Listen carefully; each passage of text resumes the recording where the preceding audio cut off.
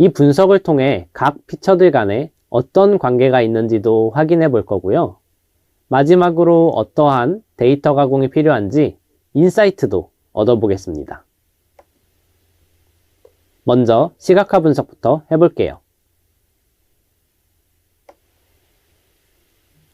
시각화 분석은 크게 두 가지로 나눌 수 있습니다. 피처 간 상관관계를 분석하는 것과 피처 자체를 분석하는 것인데요. 상관관계 분석에는 보통 히트맵을 많이 사용하고 있고, 피처 자체 분석은 박스 차트를 많이 사용합니다. 피처 자체를 시각화 분석해야 하는 이유 중 하나를 이해하기 위해서는 스케일링의 개념에 대해 알고 계셔야 합니다.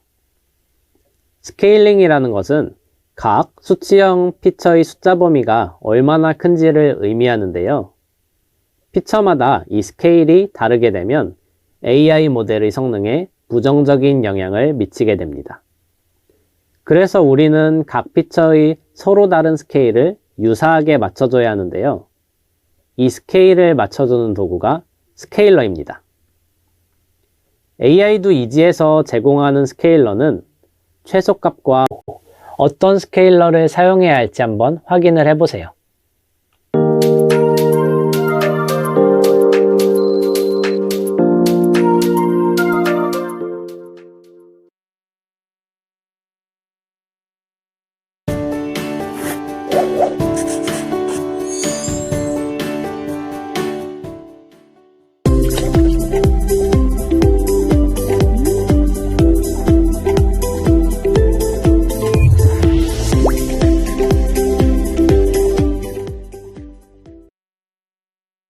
이전 시간에 시각화 분석 도구를 통해 데이터를 분석해 보았습니다. 음원 흥행 가능성과 상관관계가 높은 피처들을 찾아보고 피처들의 이상치 유무도 분석해 보았습니다. 이번에는 통계 분석 도구를 활용해서 데이터를 분석해 보고 데이터 분석에서 얻은 인사이트를 활용해 데이터 가공까지 진행해 보겠습니다. 통계 분석에 필요한 대표적인 용어에 대해 리뷰해 볼게요. 최빈값을 제외하고는 모두 수치형 컬럼에만 사용 가능한 통계 지표들입니다. 평균과 중간값부터 살펴보겠습니다. 평균은 데이터의 합계를 데이터의 수, 즉 행의 개수로 나눠준 값입니다. 중간값은 데이터를 순서대로 나열했을 때 중간에 위치한 데이터의 값입니다. 표준편차는 평균을 기준으로 데이터가 얼마나 벗어나 있는지를 의미합니다. 표준편차가 크다면 데이터가 평균을 기준으로 넓게 분포한 것이고, 표준편차가 작다면 많은 데이터가 평균 근처에 몰려 있다는 것을 의미합니다. 좋은 AI 모델을 만들기 위해서는 적절하게 데이터를 가공하는 것이 필요합니다. 이를 위해서는 시각화 분석뿐만 아니라 각 피처에 대해서 더 다양한 분석을 하기 위해 통계 분석도 필요합니다. AI도 이지의 기초정보 분석 메뉴를 이용하여 통계 분석을 해볼 수 있고요. 예를 들어 결측치가 있다면 어떻게 처리할지, 범주형 피처라면 어떤 인코딩을 적용해야 할지 등이 있을 것 같네요.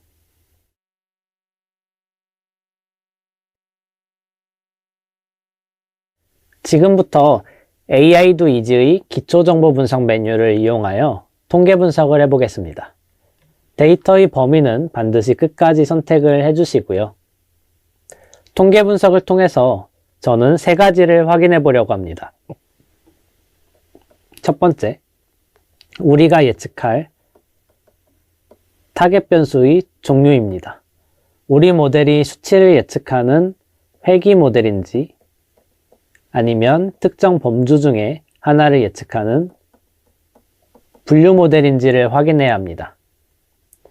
그리고 두 번째, 결측치 처리입니다. 데이터 전체 모습을 확인해 볼 때 결측치가 존재하는 걸 알 수 있었는데요. 이 결측치를 어떤 방식으로 처리해야 할지를 분석을 통해 정해야 합니다. 세 번째, 범주형 데이터의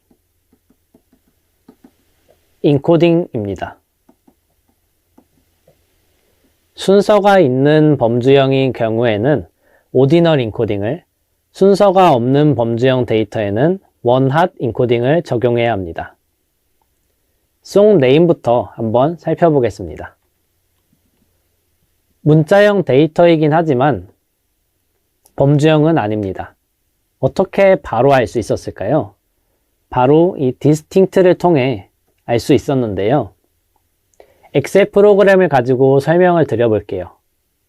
엑셀 기능 중에 중복값 제거하기가 있는데요. 중복값을 모두 제거하고 남은 데이터의 숫자가 이 AIDWIG의 distinct 값과 동일합니다. 즉, 데이터 내에서 유일한 값의 숫자를 의미합니다. 다시 distinct의 값을 확인해 보면요. 현재 데이터 전체의 숫자와 동일한데요. 이 말은 우리 곡 제목인 송네임은 중복된 값이 하나도 없다는 뜻입니다. 그러면 인덱스와 별 다름없는 데이터가 됩니다. 이런 데이터는 학습에 전혀 도움이 되지 않기 때문에 실제로 학습을 할 때는 학습에서 제외시켜 주겠습니다. 그 다음으로 송 포퓰러리티 컬럼입니다. 우리가 예측하려는 타겟 변수인데요. 음원의 흥행 가능성을 점수화한 데이터라 수치형 데이터임을 예상해 볼 수 있습니다. distinct를 한번 확인을 해보시면 101개의 유일한 값이 있다는 것을 알 수 있고요. 0에서 100 사이 값들로 점수화한 수치형 컬럼입니다. 특정한 숫자를 예측하는 회귀 모델을 만들어야겠다는 것을 이 타겟 변수 통계 분석을 통해 확인할 수가 있었습니다. 이번에는 조금 내려서 어쿠스틱니스에 대해서 알아보겠습니다. 미싱 값을 한번 확인을 해보니까 113개의 결측치가 존재합니다. 그러면 이 결측치를 처리를 해줘야 될 텐데요. 결측치는 크게 두 가지 방법으로 처리할 수가 있습니다. 첫 번째는 결측치가 포함된 행이나 또는 피처 자체를 삭제하는 방법이 있습니다. 두 번째는 결측치를 채우는 방법이 있는데요. 만약에 하나의 피처에 너무 많은 결측치가 존재하면은 이 피처 자체를 삭제하는 게 좋고요. 만약에 결측치가 소수라면 결측치가 속해 있는 행을 삭제하는 방법을 택할 수 있습니다. 하지만 우리 데이터는 2만 개도 되지 않을 정도로 매우 적습니다. 그래서 행 하나하나가 소중한 상황이라 행을 삭제하는 방법도 선택하기가 어렵습니다. 그럼 남은 방법은 결측치를 채우는 것인데요. 해당 피처를 대표하는 값으로 채우는 경우가 많습니다. 그래서 수치형 피처의 경우에는 평균값이나 아니면 중간값으로 채우게 되고요. 범주형이라면 최빈값으로 보통 채우게 됩니다. 어쿠스틱니스 피처는 지금 잘 보시면 수치형 피처이기 때문에 평균이나 중간값으로 채워야 하는데요. 이 평균과 중간값 중에 어떤 값이 이 피처를 대표할까요? 앞서 시각화 분석 때 이 어쿠스틱니스 피처는 이상치가 심하다는 걸 알 수 있었습니다. 심한 이상치로 평균값이 왜곡되었을 가능성이 큰데요. 실제 평균값과 중간값을 비교해보면 지금 3배 정도 차이가 납니다. 이 경우에는 이상치의 영향을 덜 받는 중간값이 이 피처를 대표한다고 하기에 더 적합하기 때문에 우리는 중간값으로 결측치를 한번 채워보겠습니다. 다음으로 키 피처에 대해서 살펴보겠습니다. 이 피처에도 미싱을 보니 71개의 결측치가 존재합니다. 지금 보시면 문자로 이루어져 있고 distinct도 13이기 때문에 카테고리 데이터, 즉 범주형 데이터라는 걸 알 수 있는데 그렇기 때문에 우리는 최빈값을 이용해서 결측치를 채워볼게요. 최빈값을 확인해 보시면 11.29%로 C라는 값으로 채워주면 됩니다. 여기서 분석을 끝내시면 안 됩니다. 키 피처는 범주형이기 때문에 숫자로 바꿔주는 인코딩을 해주셔야 되는데요. 키는 도, 레, 미와 같은 음원키를 나타내고 있고 이 음원키 사이에는 명확한 순서가 존재합니다. 따라서 우리는 원하드 인코딩이 아닌 오디널 인코딩 처리를 해주셔야 됩니다. 다음으로 오디오 모드에 대해서 살펴보겠습니다. 오디오 모드 피처는 수치형이긴 하지만 장조와 단조를 나눠주는 수치형 카테고리입니다. 숫자인데 카테고리를 의미한다니 조금 헷갈리시죠? 예를 들어서 설문조사를 한 결과에 대한 데이터가 있다고 가정을 해볼게요. 각 문항은 오지선다로 이루어져 있어서 응답지는 1, 2, 3, 4, 5로 이루어져 있을 텐데요. 이때의 1, 2, 3, 4, 5는 단순한 숫자일까요? 아닙니다. 오지선다, 즉 문항의 카테고리를 구성하는 것이 됩니다. 그러면 수치형이지만 결국 오디오 모드도 범주형 피처라는 건데요. 장조와 단조 사이에는 별도로 순서가 존재하지 않기 때문에 이 피처는 원하드 인코딩으로 인코딩을 해주셔야 됩니다. 하지만 이미 이 값은 0과 1로 원하드 인코딩이 적용된 것처럼 데이터가 구성이 되어 있기 때문에 별도로 인코딩을 해줄 필요는 없습니다. 마지막으로 타임 시그니처에 대해서 살펴보겠습니다.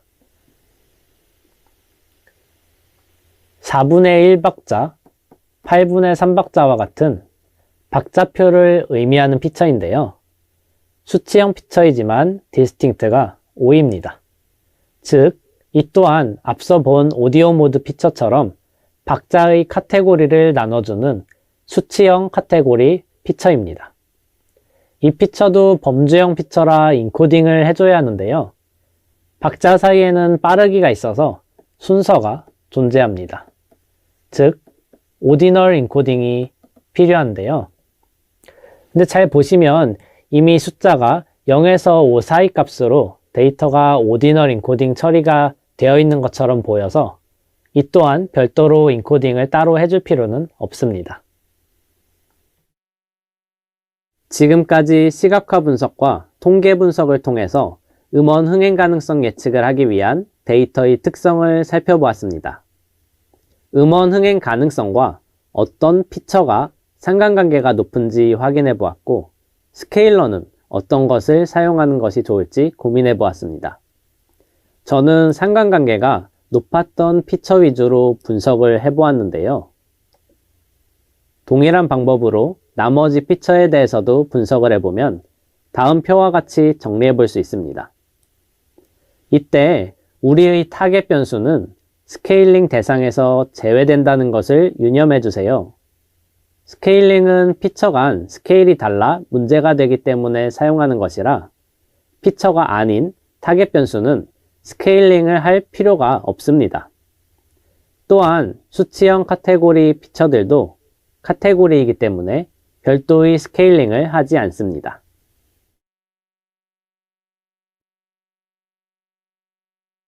문제 정의부터 시작하여 통계 및 시각화 도구를 가지고 데이터 분석까지 해보았습니다.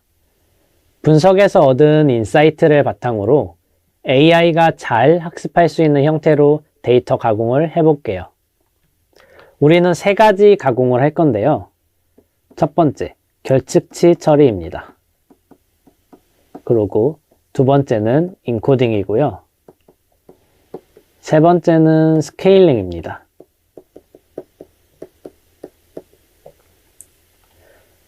결측치 처리를 먼저 하고 인코딩과 스케일링을 해주셔야 한다는 이 순서에 유의를 해주시고 진행을 해주시면 됩니다. 결측치는 어쿠스틱니스 피처와 키 피처에 있었고, 각각을 우리는 중간값과 최빈값으로 처리하기로 했습니다. 어쿠스틱니스 피처를 클릭을 해주시고요. 결측값 처리 메뉴에서 클릭을 해주시고 이 두 번째에 위치한 중간값을 선택을 해주세요. 그리고 보기를 눌러주시면요. 오른쪽에 미리 보기를 확인할 수가 있습니다. none이라는 거는 비어있다는 의미를 하고 있고 이 비어있는 값을 어떤 숫자로 채우는데 잘 보시면 우리가 의도했던 대로 중간값으로 채워지는 걸 확인할 수가 있습니다. 이제 적용 버튼을 눌러서 적용을 시켜보겠습니다. 데이터 가공은 기존 피처를 수정하는 것이 아니라 새로운 피처가 맨 마지막에 생성이 됩니다. 아래에 보시면 어쿠스틱니스 언더바 IM이라는 피처가 보이시죠? 가공 전 데이터는 이제 더 이상 필요가 없기 때문에 다시 원본 데이터인 어쿠스틱니스를 클릭을 해주시고 컬럼 삭제 버튼을 눌러보겠습니다. 이번에는 키 피처입니다. 결측값 처리 메뉴에서 기본값으로 선택되어 있는 최빈값을 뜻하는 most frequent를 눌러주시고요. 보기를 눌러주시면 됩니다. 그러면 이 빈값이 최빈값인 C로 이렇게 채워지는 걸 확인할 수가 있고요. 마찬가지로 적용을 클릭을 해주시면 데이터 가공 적용이 된 피처가 이렇게 아래쪽에 생성이 됩니다. 그래서 원본인 이 키 피처는 다시 선택을 해주시고요. 삭제 버튼을 눌러주겠습니다. 결측치가 처리된 이 키 언더바 IM 피처를 다시 클릭을 해주세요. 순서가 있었던 범주형 피처이기 때문에 우리는 오디널 인코딩을 해줘야 되고요. 이 데이터 변환 메뉴에서 오디널 인코딩이 선택이 되어 있으니 보기와 적용을 차례로 눌러보겠습니다.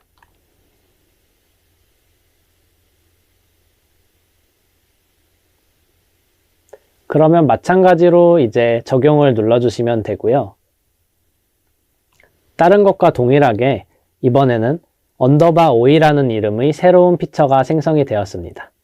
그래서 원본 데이터인 키 언더바 IM을 다시 한번 선택을 해주시고 삭제 버튼을 눌러주시면 됩니다.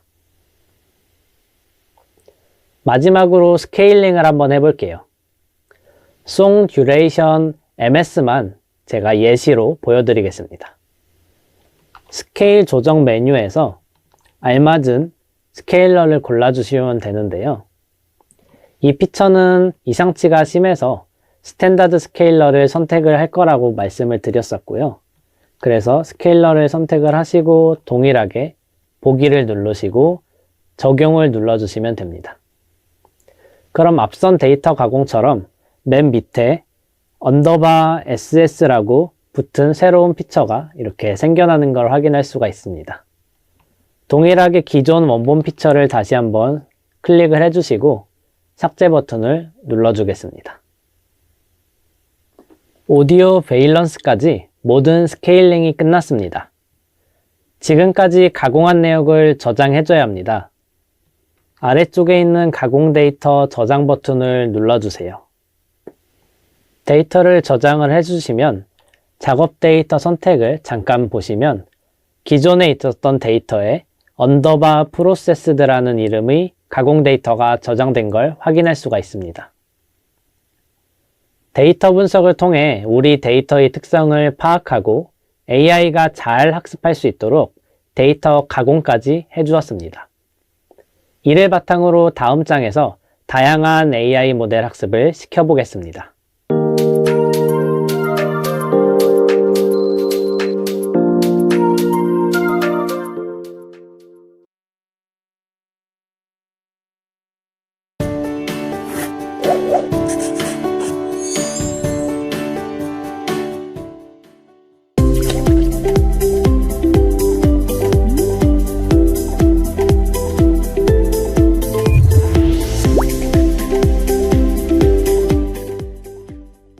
이번 편에서는 가공된 데이터를 가지고 다양한 AI 알고리즘을 가지고 직접 모델 학습을 해보며 성능을 비교해 보겠습니다. 가공한 음원 데이터를 활용하여 어떻게 뛰어난 음원 흥행 가능성 예측 AI 모델을 만들 수 있을까요? 다양한 머신러닝 그리고 딥러닝 알고리즘을 이용하여 모델 학습을 시켜보겠습니다. 그리고 학습된 모델의 성능을 평가해 가장 좋은 모델을 골라보겠습니다. AI 모델의 성능을 평가하는 방법은 회귀 모델인지 분류 모델인지에 따라 조금 다릅니다. 우리는 음원 흥행 가능성 예측 모델을 만들어 볼 건데요. 데이터 분석을 하면서 우리의 타겟 변수인 송 포퓰러리티가 수치형 컬럼이라 회귀 모델을 만들어야 한다는 걸 확인해 봤습니다. 회귀 모델의 성능 평가 지표 중 대표적인 세 가지 지표를 알아볼게요. MSE와 MAE는 모두 실제 값과 모델이 예측한 값이 차이인 오차를 이용한 방법인데요.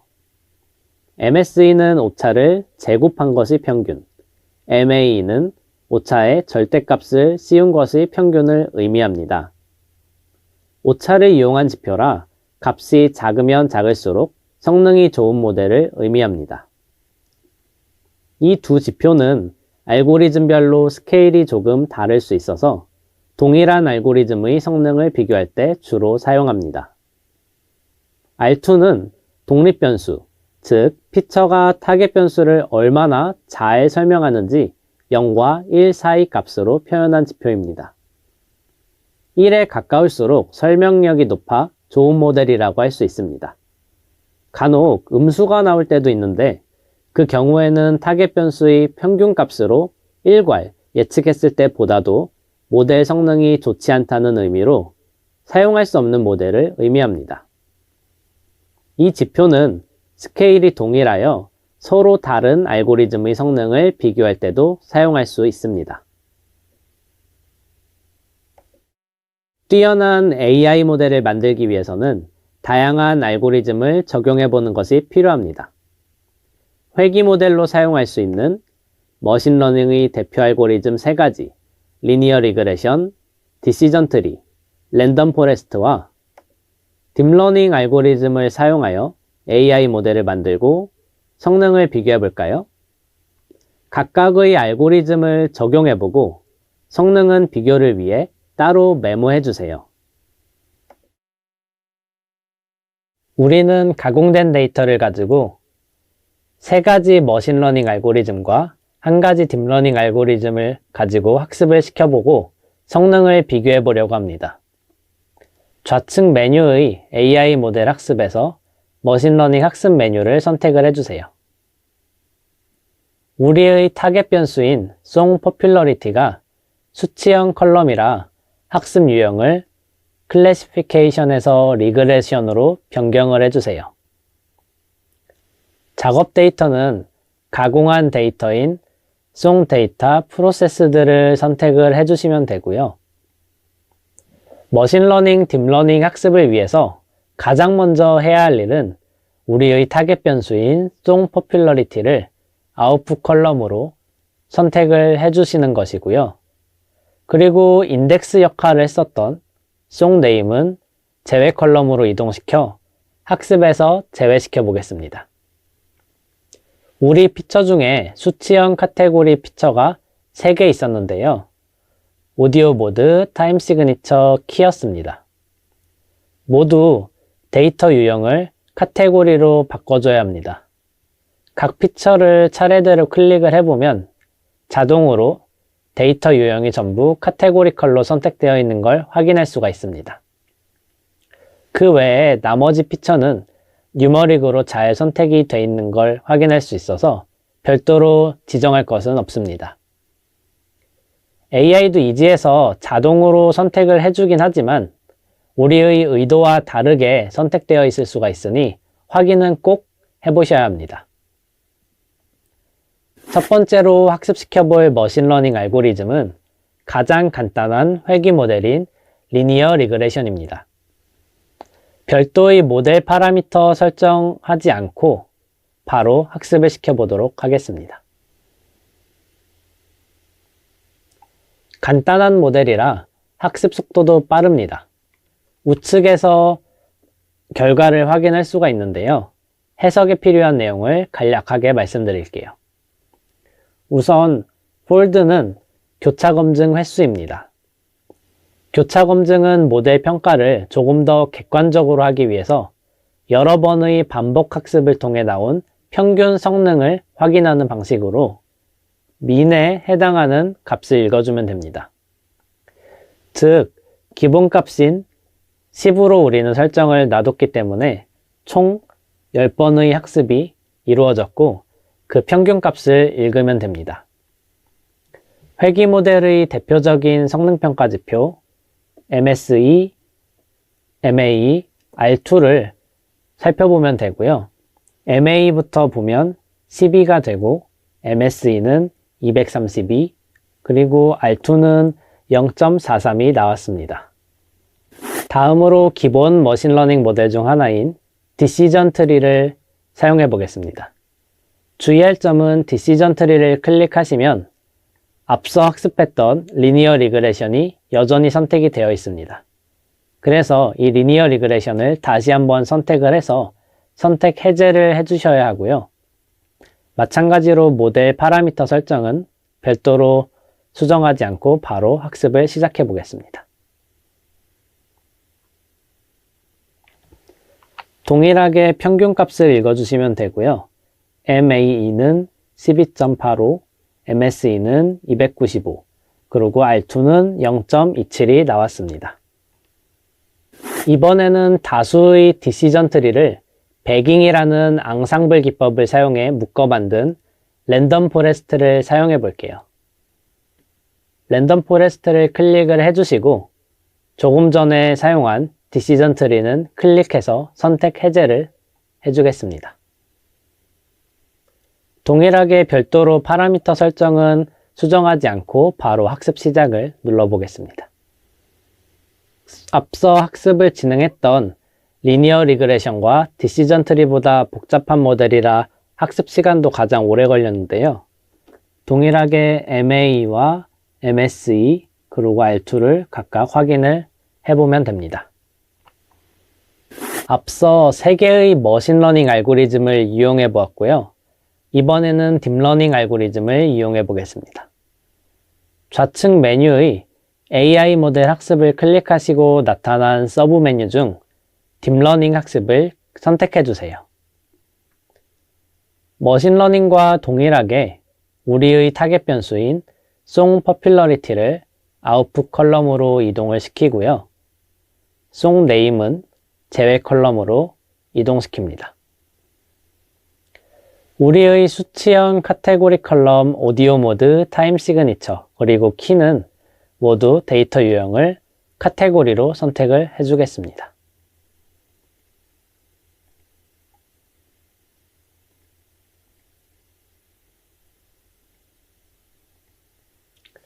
모든 설정이 끝났습니다. 나머지 옵션은 그대로 두고 바로 학습 시작 버튼을 눌러보겠습니다. 머신러닝과 다르게 딥러닝은 학습 진행 과정을 로그를 통해 우측에서 확인을 할 수가 있고요. 모든 학습이 끝나게 되면 로그의 하단부에서 모델 학습 결과를 확인할 수가 있습니다.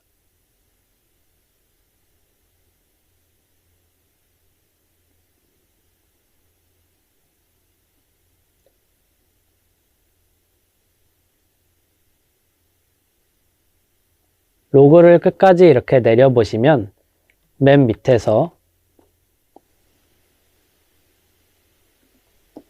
MAE 값과 MSE 그리고 R2 결과를 이렇게 아래쪽에서 확인할 수가 있었습니다. 4개의 모델을 학습시켜보고 확인한 결과를 표로 정리해 보았습니다. 수강생 분들께서도 각자 메모를 해 놓으셨을 텐데요. 실습 환경에 따라서 결과값은 조금 다를 수 있으니 결과를 어떻게 분석하는지 그 방식에 집중을 해주시면 될 것 같아요.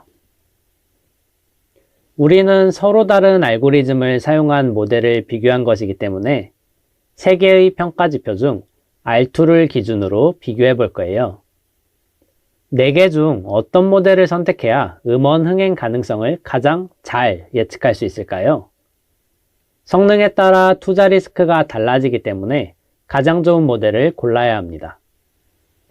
수강생분들 모두가 음원 투자자의 입장에서 생각해 보세요. R2가 가장 높은 랜덤 포레스트 알고리즘으로 만든 모델을 선택하시겠죠?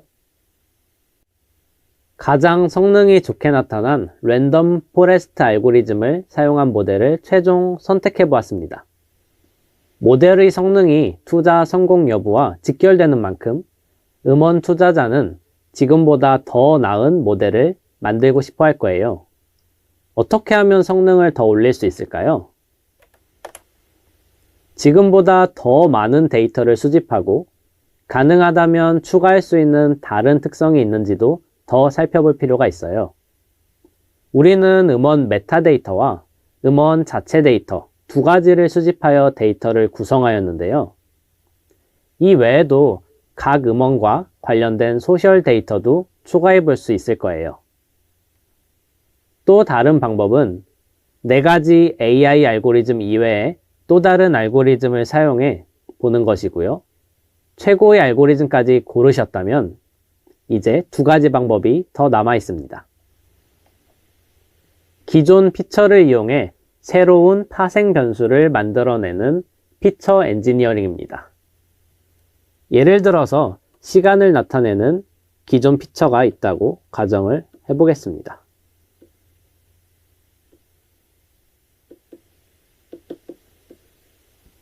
여기서 어떤 정보를 더 뽑아낼 수 있을까요?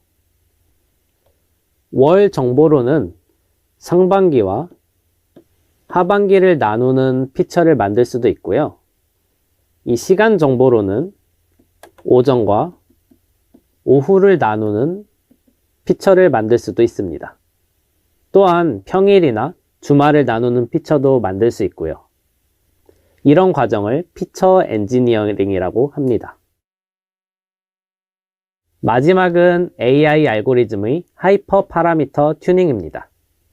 알고리즘의 다양한 옵션들을 조절하여 성능을 올리는 방법입니다. 우리는 뛰어난 AI 모델을 만들어 보았습니다. 음원 투자자의 입장에서 다시 한번 생각해 볼게요. 음원 흥행 가능성을 예측해주는 AI 모델을 만들어냈습니다. 어떤 음원이 흥행할 가능성이 제일 높은지 AI 모델을 통해 알 수 있습니다. 그런데 이제는 성능에 영향을 끼친 특성들이 어떤 것들이 있었는지 궁금해졌습니다. 클래식 악기를 배경음으로 넣는 게 좋을지, 음원의 에너지를 높여야 할지와 같은 그런 것들이 궁금해진 것입니다. 어떤 피처가 모델의 성능에 가장 큰 영향을 주었을까요? AI-Do Easy에서는 피처 영향도 분석 기능을 제공하고 있습니다. 피처 영향도가 모델 결과에 대한 인과관계를 의미하지는 않지만 의미 있는 영향을 준 피처라는 점은 분명합니다. 우리가 개발한 AI 모델은 어떤 피처의 영향을 많이 받았을까요? 좌측 메뉴 중 AI 모델 활용을 클릭해 주세요. 작업 데이터는 가공한 데이터인 송 데이터 프로세스들을 선택을 해주시면 되고요. 이제 학습된 모델이 아래에 나타납니다. 가장 최신 모델을 선택을 해주시고 변수 영향도 확인을 눌러보겠습니다. 음원 흥행 가능성에 영향을 주는 상위 5개 피처가 나타납니다. 어코스틱니스, 라우드니스, 에너지, 라이브니스, 댄서빌리티 순인데요. 이 순으로 가장 큰 영향을 주는 걸 확인할 수가 있었습니다. 전자음이 얼마나 포함되었는지가 음원 흥행 가능성 예측에 가장 큰 영향력을 행사했다는 의미입니다. 그 다음으로 음원이 음량이 얼마나 큰지, 에너지가 어느 정도인지가 같은 피처들이 나왔는데요.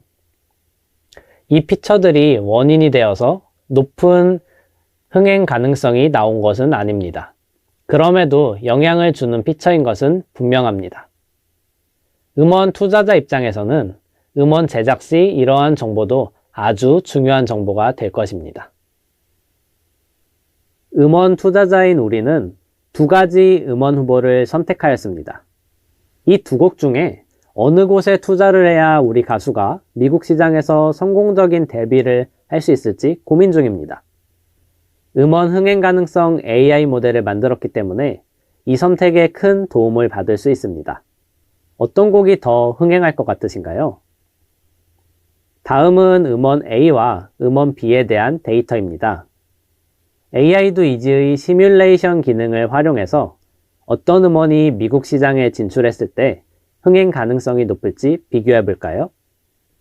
어떤 음원이 음원 흥행 가능성 점수가 더 높은 것으로 예측될까요?